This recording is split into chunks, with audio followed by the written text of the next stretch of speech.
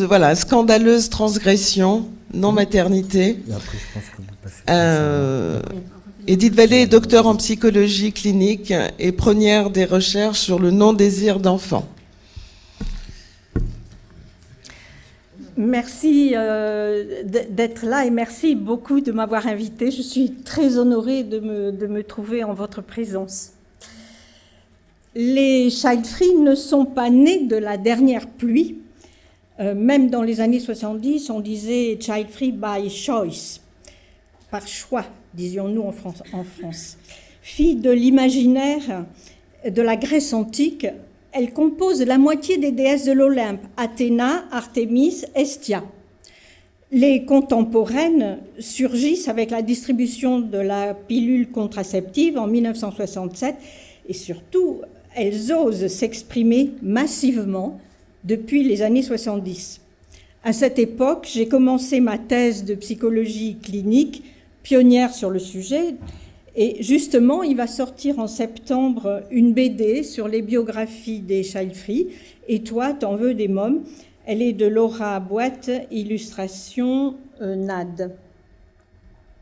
Voilà. Donc, il y a tout.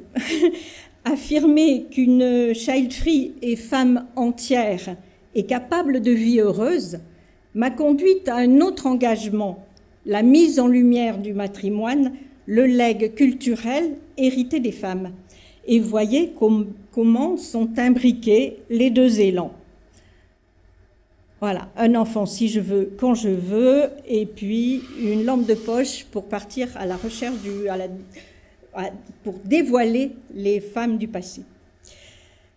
Affirmer donc aujourd'hui, après 50 ans de côtoiement des child free, j'ai une large vision de l'évolution des réactions face à ce choix. Je vais traiter ici surtout de l'aspect scandaleux de cette transgression au travers de ce que j'ai pu, c'est personnel, hein, au travers de ce que j'ai pu recevoir en plein visage ou recueillir venant des mères, des hommes, des parents des child free au cours des années 70 à 2020.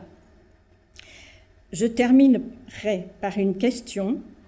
Derrière le choix de ne pas être mère, qu'y a-t-il de si insupportable? Les mères, comment ont-elles réagi aux déclarations des child free? Au début, pour les mères épanouies, essentiellement à travers la maternité, les child free ont un visage d'incompréhensible ou de monstre. Des ennemis même porteurs d'un message inquiétant, car voici ébranlé le piédestal où se dresse la maternité. Je pense aussi à certaines féministes du MLF des années 70 pour qui la supériorité des femmes sur les hommes réside dans le corps maternel. Il appartient certes aux femmes de se réapproprier leur corps dominé, un corps, disent-elles encore, lieu d'accueil d'un autre corps étranger. Ben non, il ne s'agit pas de ce que vous imaginez, mais du fœtus. Le ventre maternel incarne la générosité. Le MLF n'est pas ouvertement hostile aux child free. Pourtant, alors que je leur demande si elles connaissent des child free pour témoigner de leur choix, des militantes me répondent n'avoir jamais rencontré de femmes tournant le dos à la maternité. Ben, tout de même, elles en ont croisé une, et même deux, avec Claudine Monteil. Pour les femmes en manque d'enfants, échanger avec une child free génère de la souffrance et le sentiment d'une grande injustice. Leur dire qu'on peut être très heureux sans enfant ne les console pas, en tout cas, jamais tout de suite. Une clinique à Barcelone, pratiquant les fécondations in vitro, m'invite un jour à parler du choix de non-maternité pour le mettre en avant en cas d'échec d'implantation d'ovules. J'explique qu'il faut du temps et je décide de créer alors un site nonmaternité.org. Non, on y était. Chez les mères soucieuses de l'image donnée à leurs enfants, la situation ne manque pas de comique. Dans la même semaine, je suis invitée à 2 dîners. La première fois, mon ami me met en garde. Surtout, ne parle pas à mes enfants de ton sujet de thèse. Hein.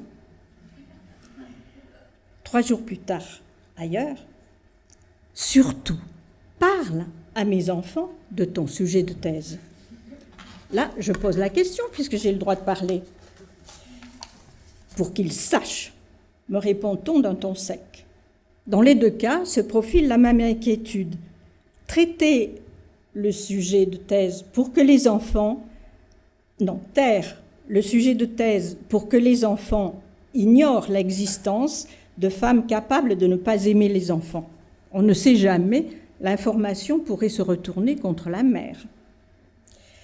Ou bien exposer le sujet de ma thèse pour que les enfants sachent ceci. Des femmes sont mauvaises au point de ne pas vouloir être mères. Ce n'est pas le cas, évidemment, de la maîtresse de maison. De notre côté, avoir une fille de Chalfry secoue bien des parents. Lors de ma soutenance de thèse, mon père s'offusque. « Tu retournes contre moi les armes que je t'ai données. » Il parle des armes de la culture.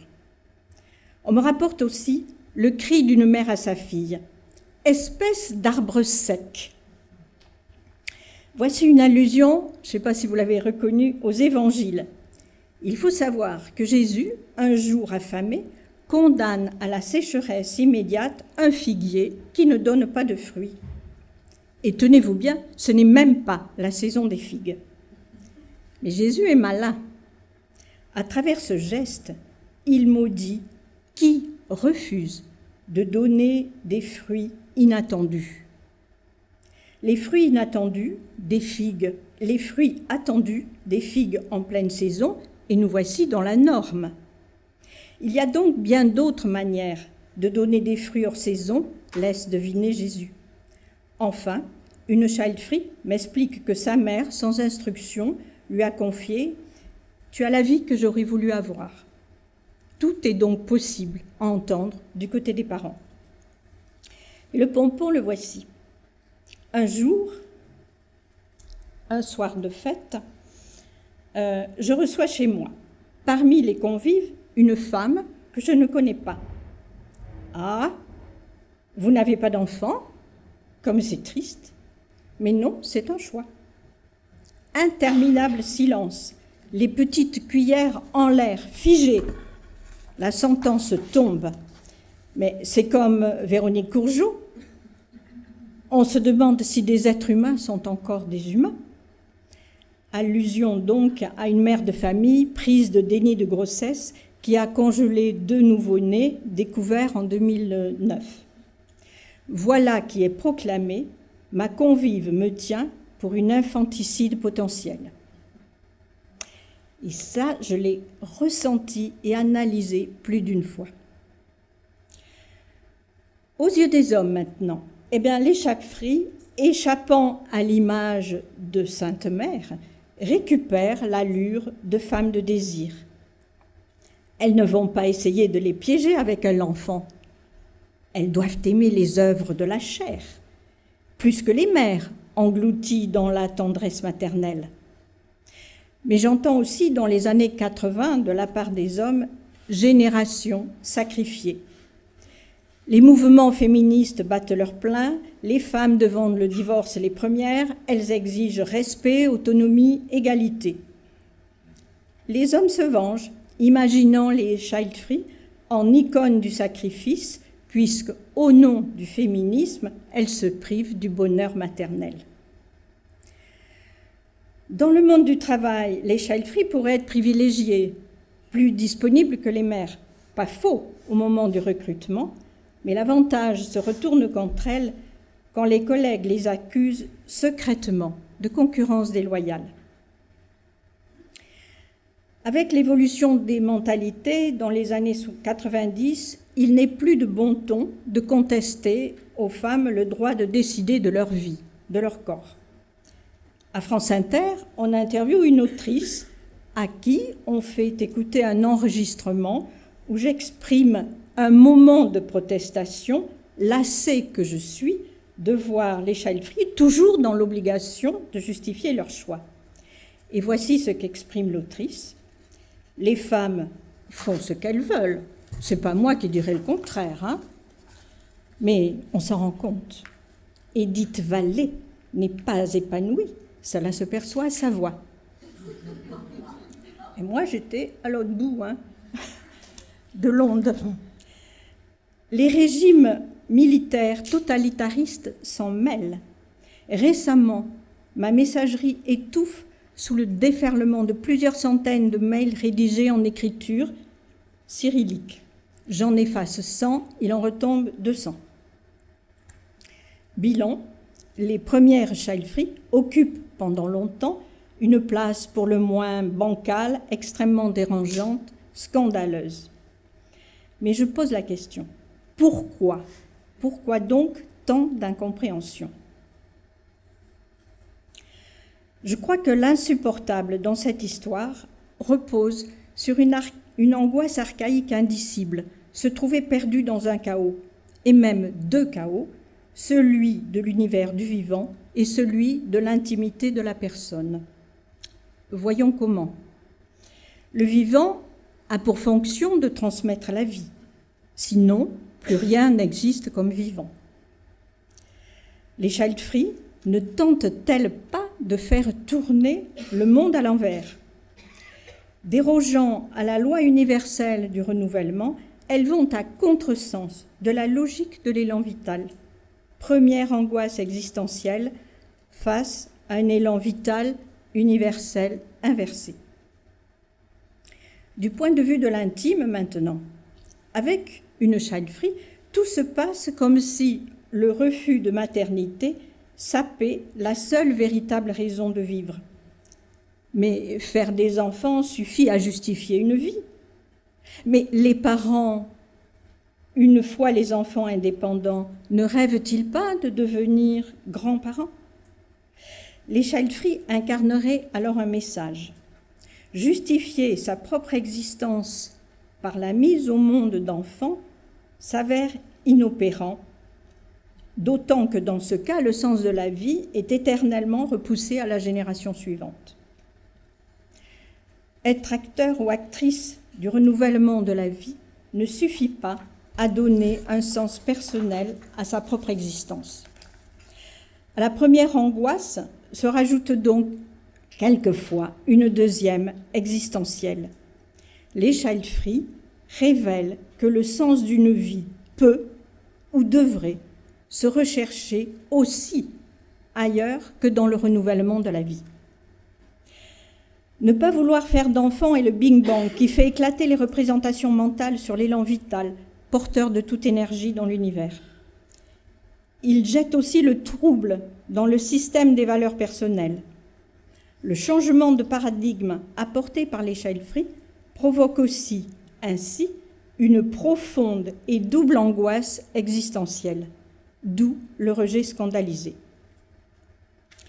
Justement, celles qui tournent le dos à la maternité paraissent toujours un peu en effervescence, habitées par des désirs et des élans plutôt que par des buts, à inventer leur vie.